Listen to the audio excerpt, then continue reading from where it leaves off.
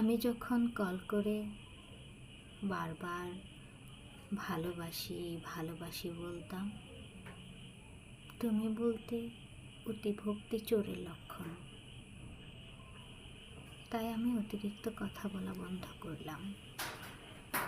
আমি যখন কথা বলতে চাইতাম, সময় দিতে বলতাম, তুমি বলতে সময়ের দাম দিতে শেখো। তাই আবেগ কন্ট্রোল করে সময়ের দাম শিখে নিলাম। আমি যখন তোমার একটা কল বা মেসেজের জন্য দীর্ঘ অপেক্ষা করতাম, তুমি বলতে বেশি আশা ভালো না। তাই আমি আশা করা ছেড়ে দিয়ে অপেক্ষা করতে ভুলে গেলাম।